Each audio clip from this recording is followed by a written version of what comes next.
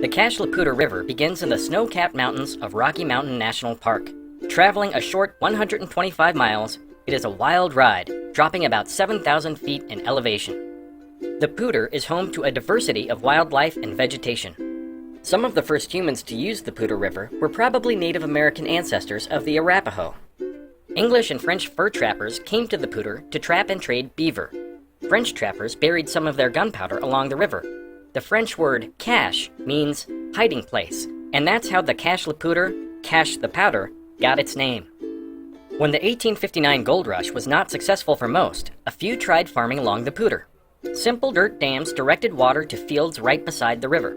When spring runoff washed the dams away, new ones were built. In 1870, a group of industrious settlers and business people from the east came to Greeley and formed the Union Colony. They built more sophisticated and permanent diversions from the Poudre River, along with a series of major canals still in use today. In the summer of 1874, irrigators in the Greeley alarmingly watched the Poudre River flows decline. Upstream, they saw new irrigation structures in Fort Collins diverting water that previously flowed downstream to them.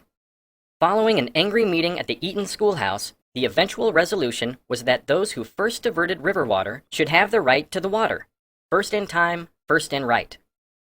2 years later, this cache le poudre agreement for allocating water among users became the basis for the doctrine of prior appropriation in Colorado's new constitution. In the 1880s, farmers began to organize ditch companies, pooling labor and money to build a network of ditches and diversion structures, delivering Poudre water to farms miles from the river. Later, tunnels brought water into the Poudre from the Laramie and Colorado rivers. Farmers' crops suffered late in the summer when snowmelt was over.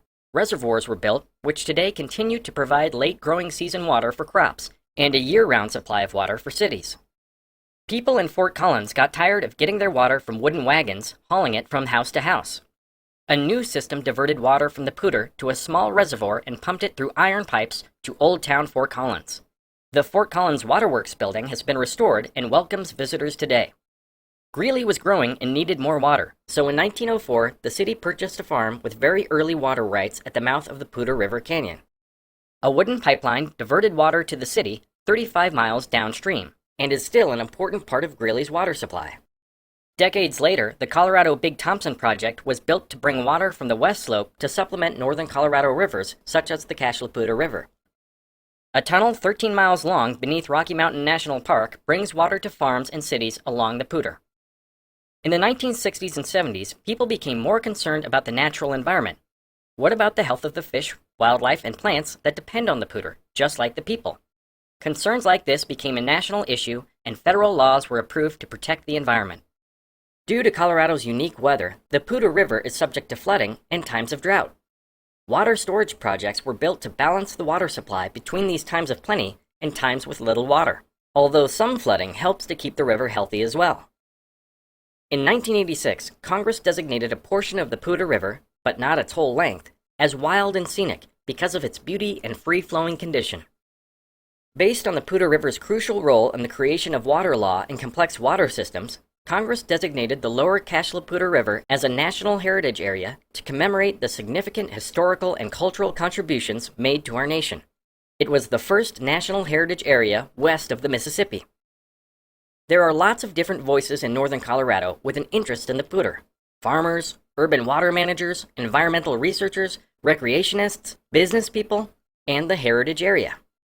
All these voices together form a Poudre River Forum to discuss and examine the challenges of the river and how it affects future generations and how to preserve its rich heritage. Knowing our collective water past and studying and understanding the river will help the people of the Poudre face future water challenges more effectively. With knowledge comes understanding and appreciation of our communal river, working together on solutions to make the cache le poudre River the world's best example of a healthy, hard-working river.